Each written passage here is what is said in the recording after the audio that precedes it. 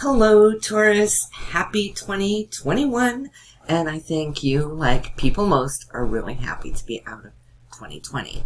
What a year, right? But then again, all of that pressure that we were all feeling, the slowdown, the lockdown, and all of that, it wasn't just the virus, it was also the planets. And for some reasons, which you're going to come to understand, let's look at where this might now benefit you as we move along.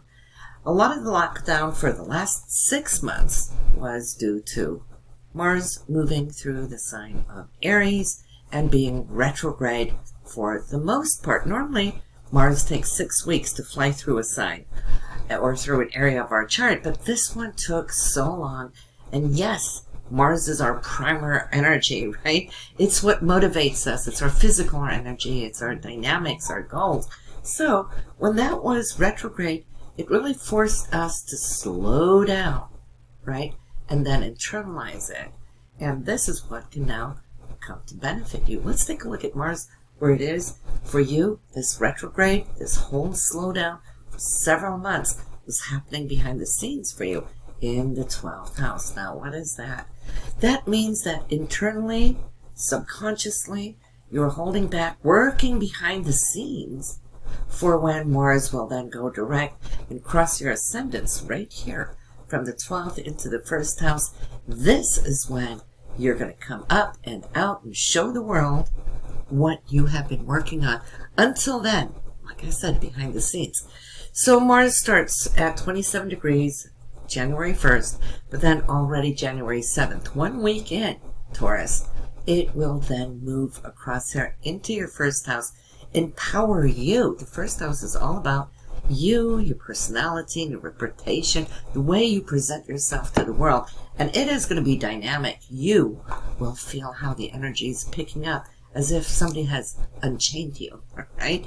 So coming into that 1st house, Mars now is going to be moving through here and straight through to Sagittarius in 2021. Okay, so it's going to be moving 8 houses.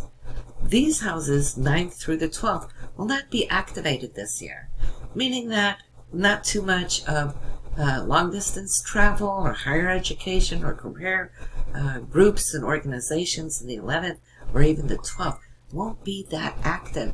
It means you're going to be focusing on these following energies in 2021. So the first few weeks will be now 1st house, you, the dynamics, how you're presenting yourself, how you're bringing your energy out to the world. Then it's going to move into your financial house. This is something you, as a Taurus, of course, totally will love. And it's the house that you rule. 2nd house is money and values and security. And, of course, being a Taurian house, this is like coming home for you. Hands-on financial situations, dealings, money coming in, money going out. Just be careful that you don't happen to overspend while Mars is there, right? Because it's really wanting to express that energy.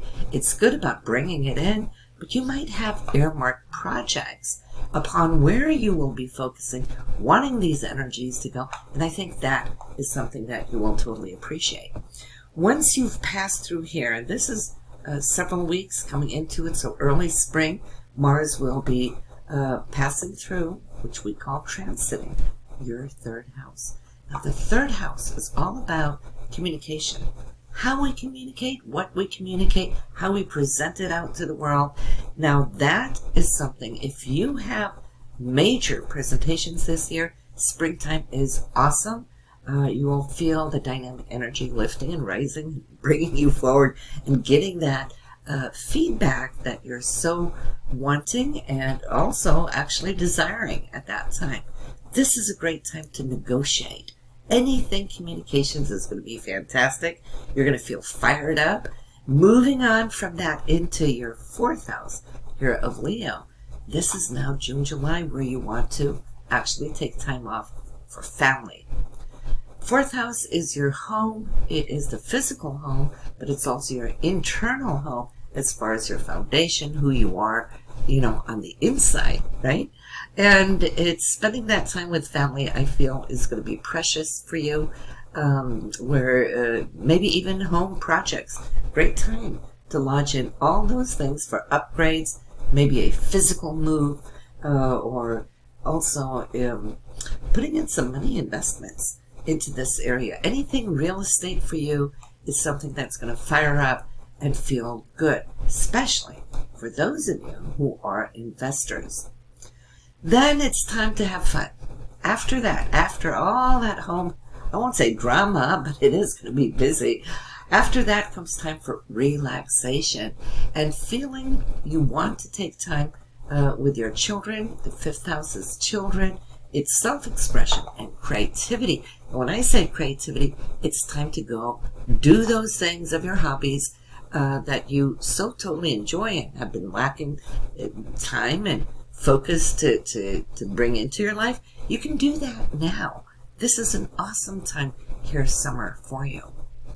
Then we're heading into the autumn, and we have Mars moving through the sixth house. Time to look up to your diet, your health. Are you eating well? Are you eating correct? Could you change that up? Are you working out enough? Maybe it's time to get that annual visit with your doctor, just to get your physical balance well in shape, and then also look at your day-to-day routine. Mars takes 2 years to go around the chart once, right? So you have X amount of weeks to really look at, what do I need in my daily routine? Over time, we kind of add this and that into it. We sit and scroll through, our social media. That takes a whole long time, right? Eating out of your valuable, precious time. It's time to kind of look at to what to cut back on and take those things that are totally supposed to be priority, move that up the line so you can become more efficient, because it's not just the X amount of weeks that we're here in the sixth house. No, whatever you're laying down now as a new foundation of your daily routine is going to be with you. You're kind of like setting it up for the next 2 years, because you won't really have the best focus or time or energy to retweak that as you have now. This is why we really pay attention to where the planets are in the now, not only so that we can experience and express them, but so that we can improve them. And this is how we evolve as human beings. We constantly want to improve ourselves. So you're improving health, diets, day-to-day routine, and also how you share yourself at work. We're not talking career. The 10th house is always career. The 6th house is the work we do within our career. So, it's ruled by Virgo, and Virgo is very organized. So we want to organize anything at work that can help us move along a little faster, right? Clean the office, that kind of thing. All right. So, and coming into later in the autumn, then we have Mars in Scorpio. And for you, Taurus, having Scorpio in the 7th house for relationships mean that you are somebody who goes really deep in your emotions. It's important for you that your partner is authentic, real, passionate, truthful, honest, right? Because only then can you build trust, which you don't always have a lot of when it comes to partnerships, because Scorpio can be a little skeptical, right? Because it's very sensitive on the inside. And for you, trust is everything. And when you have a partner, we're not just talking about, say, your significant other. It can be anybody you work with one-on-one.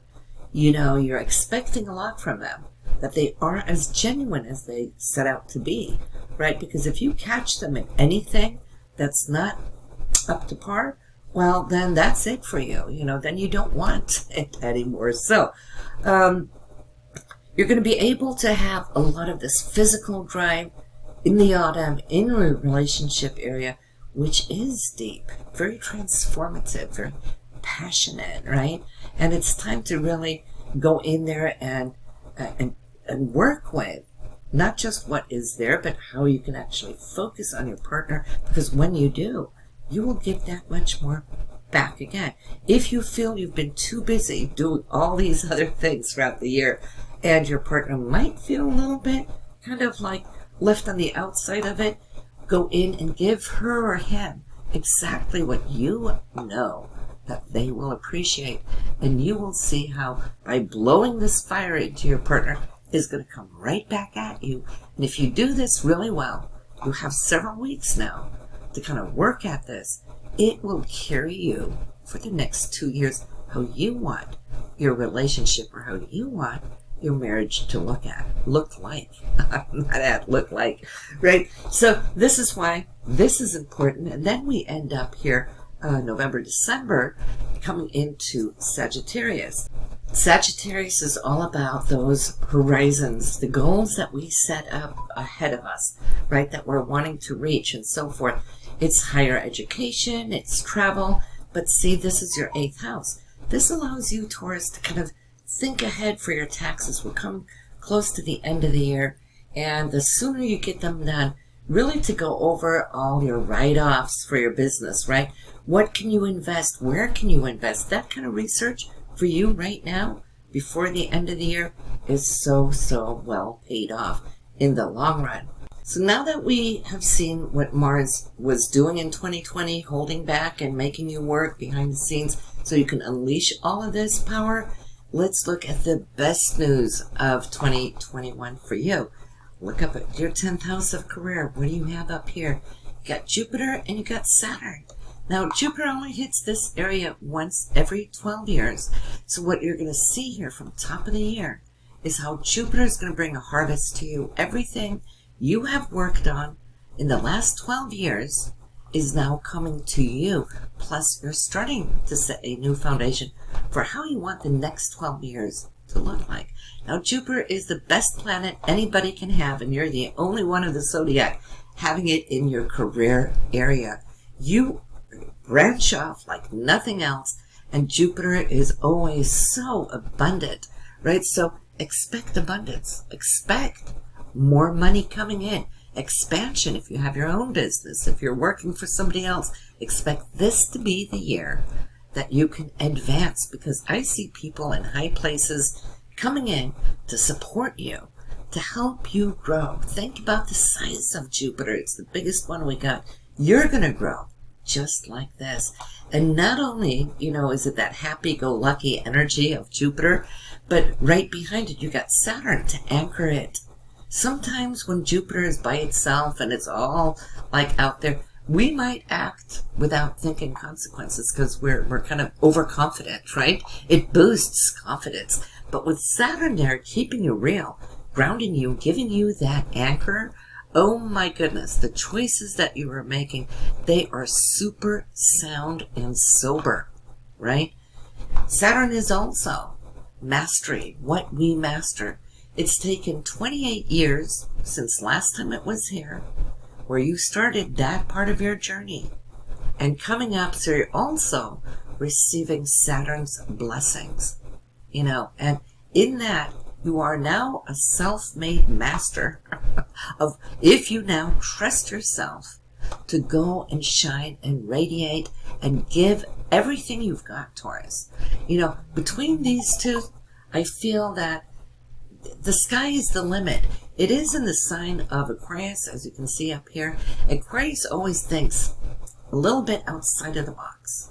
What hasn't necessarily been done before, but in the possibility of this realm right now, you could be leading not just the head of a team, but you can be the forerunner of new ideas, new technology, because Uranus rules the internet, anything technical. So whatever it is right now, and if you are a person who likes to invest, you'll do really good in anything that is future related. Uranus is always about the future. So I can see right now for you, you're just going to radiate and go for the big plunge already starting January here this year. I love it because you've been dreaming for a long time. And why do I say that? You've got Neptune in your 11th house for hopes and dreams. And Neptune is all about imagination. It's your vision. Here we find visionaries. This is your planet. It's your Neptune coming in the area for hopes and dreams. And Neptune is also very humanitarian. You might feel this year that you would like to help, support, go out, maybe to humanitarian charities and so forth. But this is also a very creative and spiritual part of your chart, because both Neptune and Pisces is all about the creativity. And so in music, it rules arts, whether it's dancing, singing, or sculpture, painting, that kind of thing. You might feel a lot more attracted to go in and help those kind of charities, perhaps, for higher causes. And this, of course, when Jupiter pours in from your 10th house, as I see here, bringing in, the blessings of Jupiter, because you're going to expand and grow and funnel some of that out into the charities that you believe in. Neptune and Pisces is all about belief, what we believe, right? So if you can funnel some of this energy from here to there, you're doing good. It will make you feel really good. And you know how they say, pay it forward. When you're paying it forward, it comes back around. That's what the universe does. It keeps this perpetual flow going on, because if we hoard it, it might just freeze up. Because actually, if we fare, then we're blocking it off and say, I got enough, taking care of this, and we don't want to turn off the faucet. You got the faucet running this year, Taurus, right? And so you want to keep that flow going. So the best thing you can do is to bring it out here to what you believe in, right? And be supportive of that. So as you can see, 2021 is going to be so totally different from the years prior. You're closing off a 28-year cycle. You're closing off a 12-year cycle. It's basically renewal, and then we had all this energy up here in the 9th house. So last year you were purging. There was a lot of things that were very, very difficult, to the point of depressing even, right? Because that Jupiter and Saturn was sitting there with Pluto up here. And, with the lockdown that we had, it was just time to kind of eradicate those things that no longer belong in our life. I can see that you've done a good job with it. This is why you're feeling so much lighter now in 21. And so even if we still have the virus with us, so be it. You've learned how to live with that. Some of the new norm has kicked in, but you know how to do that dance, right? So don't let that hold you back. This is a year I will ask you to go out and be as great as you can be. Expand as far as you can, but with security. Thank God you got Saturn here, because Saturn will at times hold you back. You might feel a little restricted. Think about the rings around Saturn, right? So that keeps you sober in your choices. You're not just going to leap and trust. You're going to trust but validate and verify. That will keep that good balance with it. So good luck for you. 2021 is going to be amazing. I would say if you know your moon sign and your rising sign, I would say go listen to those forecasts too. Why? Because that Jupiter and Saturn, which is ace in your chart, will show up in other areas of your moon chart and your rising sign. So you've got 3 charts that really pertain to you, and it can show those other areas where you're going to have this wonderful, great expansion. All right? So have a good one. Happy 2021. Bye now.